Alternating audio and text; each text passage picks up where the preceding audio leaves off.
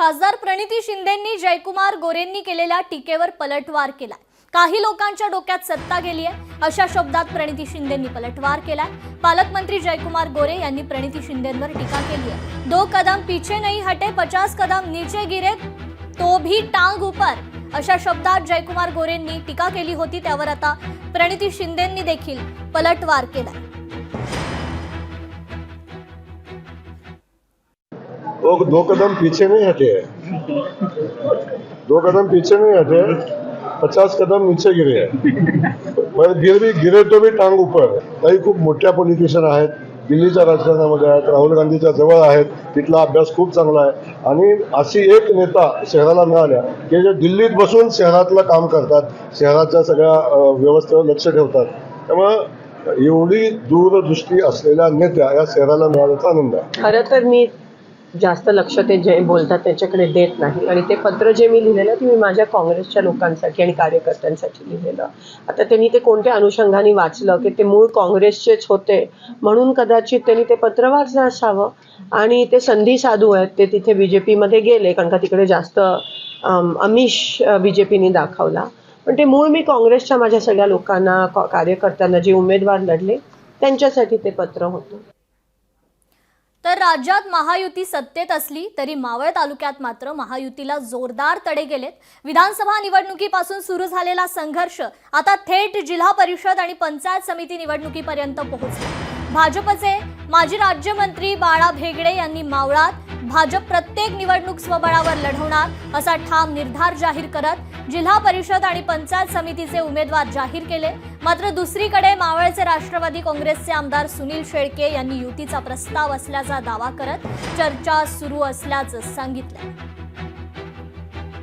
एखादी कार्यकर्ता गेला भेटला म्हणजे ती काय युतीच्या संदर्भातली बोलणी असं होत नाही।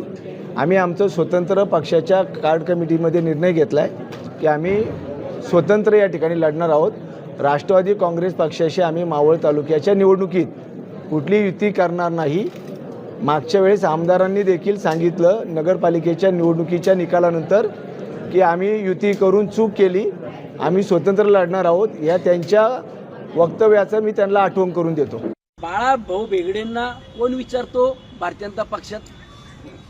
माझा प्रश्न आहे त्यांना आज ओपनली। बाळा भाऊ भेगडेंना भारतीय जनता पक्षात आणि गणेश भेगडेंना कोण विचारतं? त्यांना जर विचारत असतील तर मला जिल्हा अध्यक्ष का फोन करतात, मला भारतीय जनता पक्ष प्रदेश अध्यक्ष का फोन करतात, मला मुख्यमंत्री मोदींच्या कार्यालयातून का फोन येतात?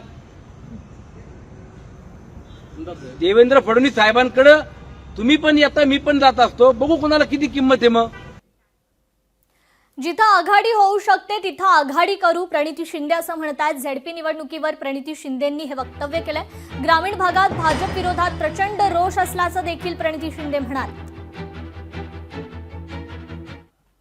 त्याच ठिकाणी आघाडी जिथे होऊ शकते तिथे आम्ही करत आहोत।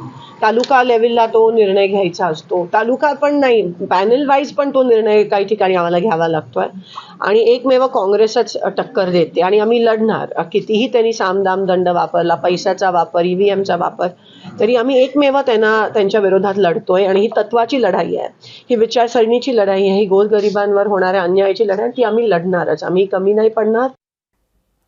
तर सोलापूरच्या भाजप उमेदवारांना विकास निधी मिळणार आहे। 10 दिवसात 10 कोटींचा विकास निधी मिळणार आहे। पालकमंत्री जयकुमार गोरेंनी दिलेला शब्द पाळलाय।